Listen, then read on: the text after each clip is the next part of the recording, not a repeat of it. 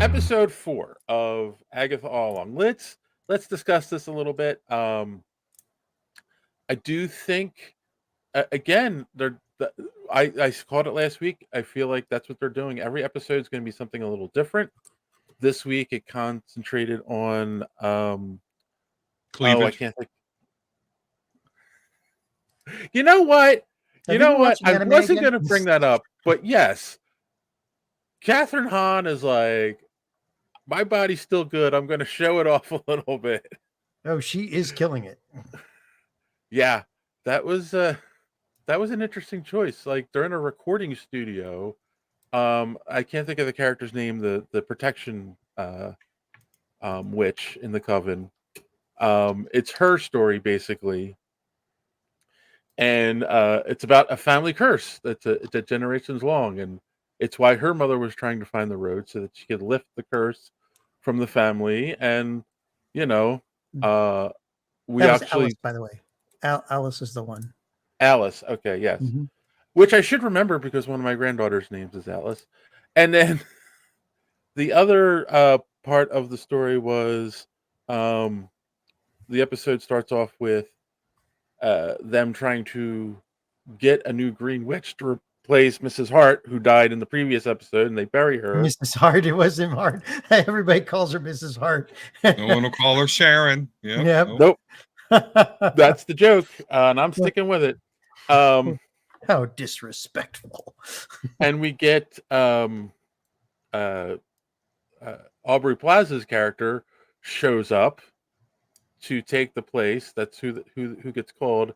They explain it away as, oh, whoever the most convenient is gets called to the road.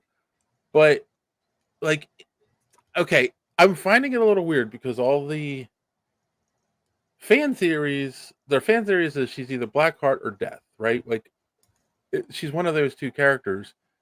I would not think of either one of them as a green witch. So, like, I thought that was an odd choice. I mean, are we?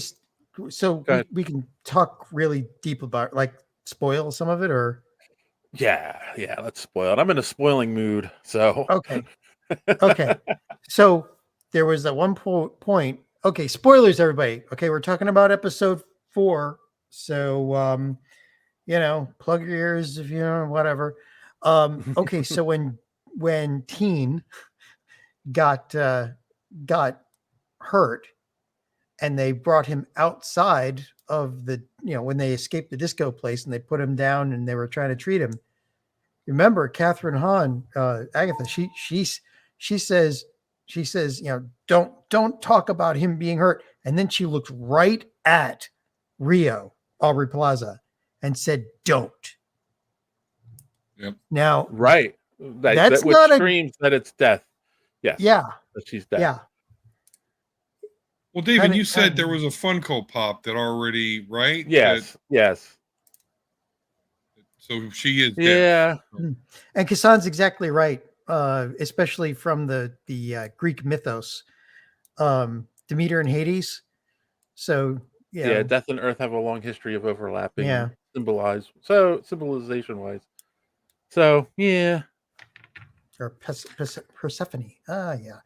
Kassan, it's been a while since I was in school. I used to love Greek mythology, though. I read Homer and the Iliad a couple times.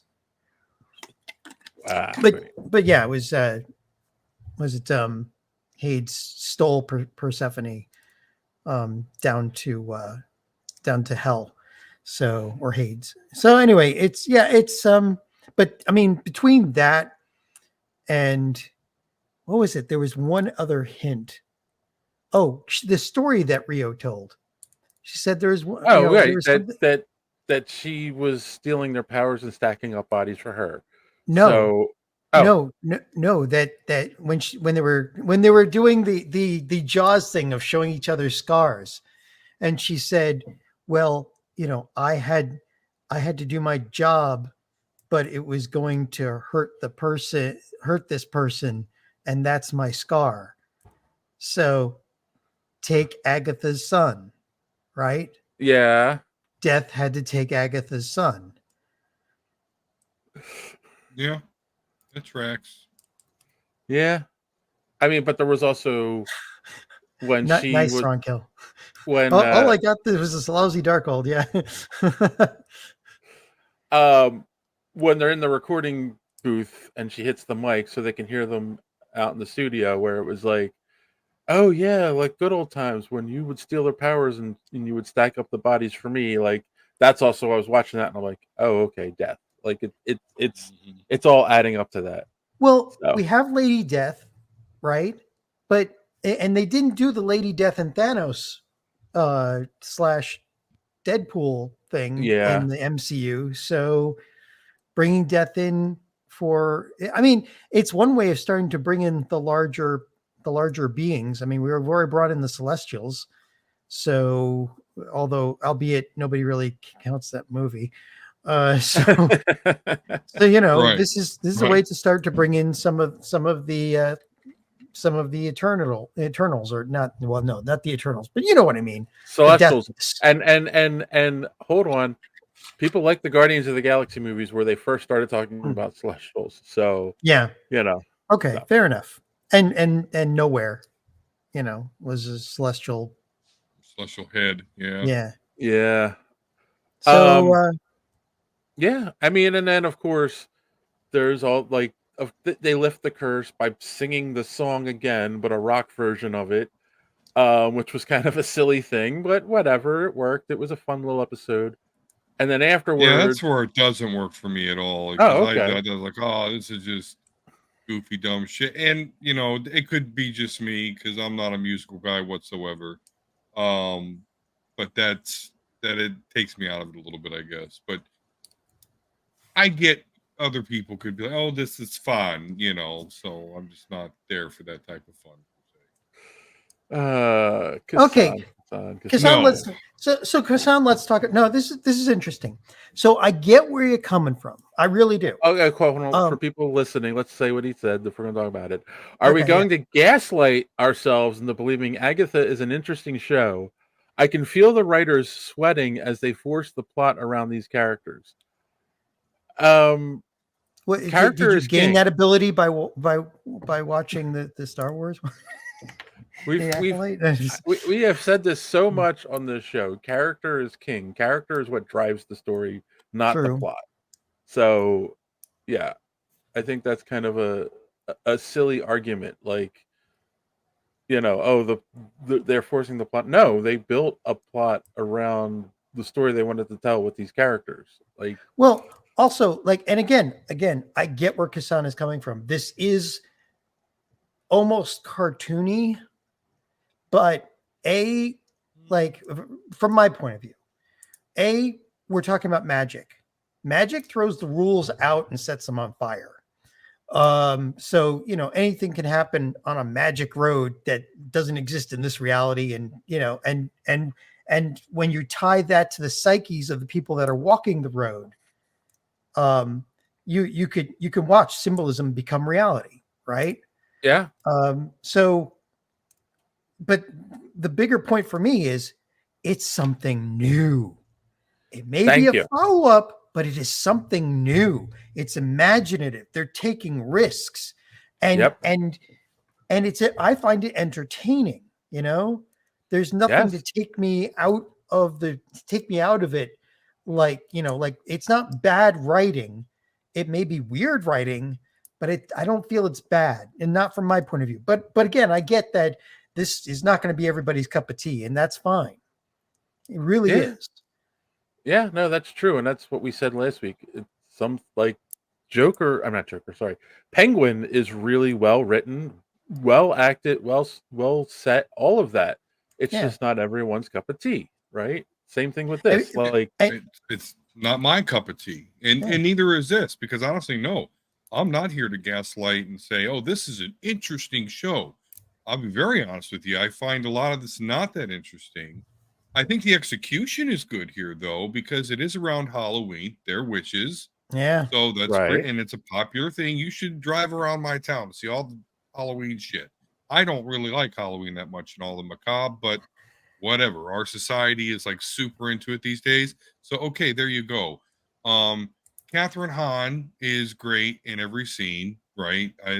So she's the only character that I see develop. I mean, obviously there's Death and we're learning about, but that's like my focal point. I don't really care about the other supporting cast other than, and this is the main hook for me at this point, Yeah. is the Wiccan character, which in this episode, you know, she was told it's not your kid.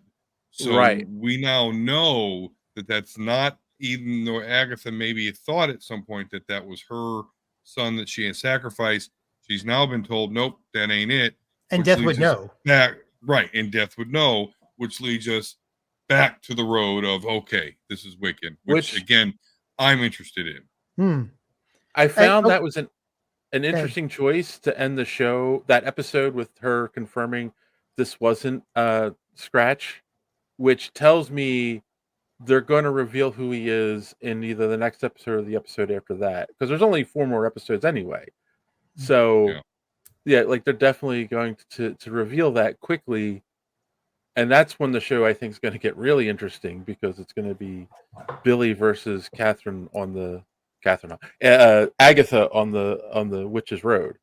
So and this all does go to, I mean, like that would be the reason why Agatha and Rio or Death are at odds. It's because they may have been in love at some point, but when your partner kills your only son, takes your. See, that's the thing. Agatha should be wise enough and old enough and more experienced enough to understand that Death doesn't have a choice in the matter. Death didn't cause the person to die. They have to bury the soul. And when it's a person's time, it's a person's time. yes. But so it'll be interesting to. I hope they answer it at the end of this. What exactly happened? Because or maybe it's just hard feelings. I mean, that's a hard thing to get on. I feel like that's what they're building to. They're going to address what happened to her son, how it ties in with Death, and how Billy ties in with all of this as well. Like that's what this whole show is building to. The rest are, I agree, the rest are supporting cast, and I can understand why you're not as interested in their stories. Because there's a chance we won't see these characters ever again after this show. We'll see Agatha, we'll see Billy, and we'll see probably Death again.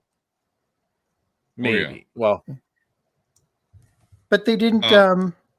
They didn't bring in like red shirts to this, right? Like, was it Sashir Zameda, Joe Locke, Ali Hahn, Patty Lapone, there, and Catherine Hahn, Catherine Hahn, Aubrey Plaza, Deborah Jo Rupp. All these people are doing real. I mean, they're all people from stage and from singing and all this other stuff. Like they on stage, these people, they're doing a really good job with these characters. And Kassan says, what character can you describe what each character's motivation is beyond obtaining power? Well, we're learning slowly, through Alice's. This is the benefit of having a episodic format, right? We get to learn everything along and take time with each character. Here's the thing. Alice's motivation was to find out what happened to her mother and then to lift the family curse. She's now done that. So that's also what makes it interesting, right? So like her character might not be as motivated to help Agatha at this point, because she accomplished what she wanted to accomplish. And Sashir just cast a healing spell. Like she was supposed to have her power locked, and she just cast a spell to create a healing. Oh, that's right. Yes. Mm-hmm. Did you remember? She like they washed they pulled a was it Indiana Jones and the Holy Grail? They washed his stomach wound away, and then was it one of them looked up at Jennifer and said, "Do you see what you did?" Right. It's like you just showed us that you have your power. So, is this the Wizard of Oz? Oh, I hope not. That does not have a good ending. They all want something, and by the time they get to the end of the road, they realize they had it all along. Maybe. I mean, it could be that Jennifer's character, or Sashir's character, Jennifer. It could be that she's psychologically blocked, not Right. not metaphysically blocked, right? Right. Because she said when they were showing the scars, she's like, I still don't know how he bound me. We don't know who he is yet, Mephisto. And but we Right. do, but we do know that she says she's bound. She thinks she's bound, but now we're not so sure because she just cast Right. a healing. She created a healing potion, so. I Yes. see it. And on the interplay of these characters, I find it interesting, Kassan. So yeah, again, not everybody's cup of tea. But me coming from anime, I'm used to episodic things, shows waiting for backstory to be explained Yeah. or flashbacks, and generally building out each character as you go along. You know, Yeah. I don't, the writing is pretty good on this. It's not the best, but it's good enough that it's better than good enough, I think. And I like it. Okay, Thronkel, look, man. Yeah, so this one does lean into the whole gayest show. I guess we'll A little bit. put Yeah. that elephant out there, which It's- I don't care. So whatever. I Yeah. understand what Kassan though is saying. I know he asked in chat. Dave brought it up, and I'll respond to it. Would I care about the character of Teen if he wasn't potentially Wiccan? I mean, I kind of have to because he's got that sigil. He can't. They're specifically trying to hide his identity. So even if the whole Wiccan thing wasn't in play, you still kind of have to care about that character. Yeah. But I mean. But again, I'm kind of with him in the sense I don't care about this character development of the other coven. I don't. Because I know Agatha, is and potentially Wiccan.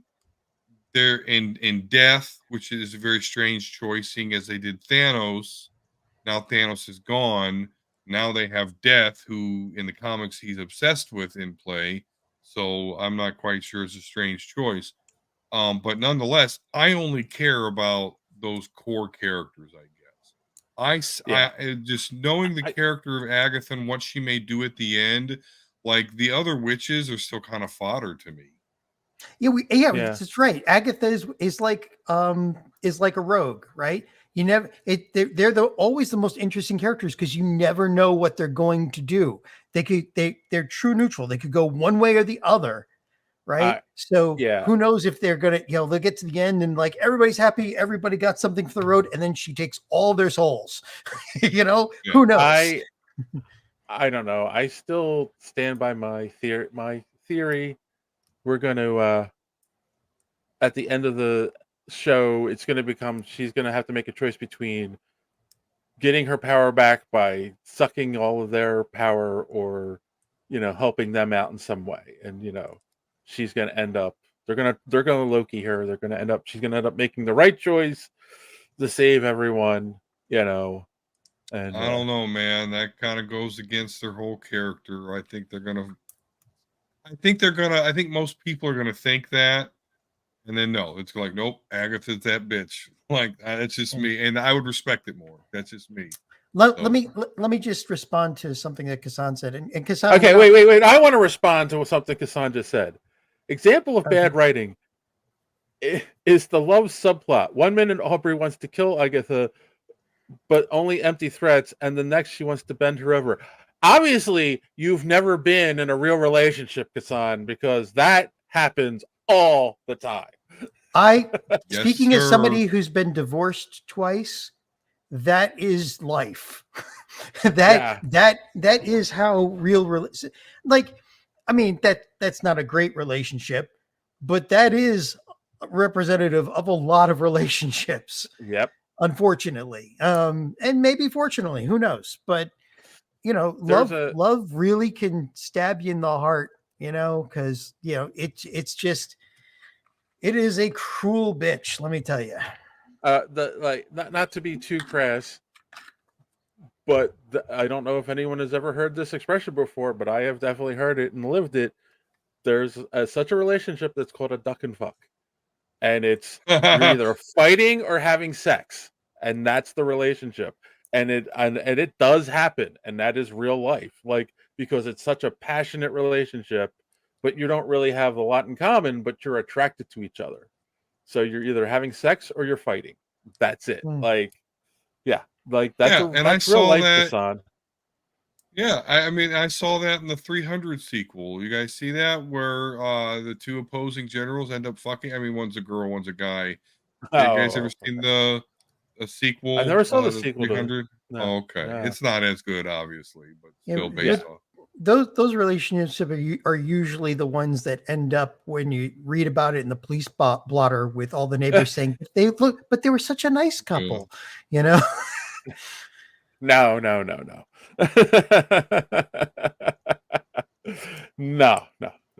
Yeah, and Thrawn Kill's correct. Freeborn. Unfortunately, most lesbian relationships don't get very deep in most media. Yeah, because usually the writers in Hollywood don't treat them as real relationships. They treat them as fodder for men who want to see two women kiss.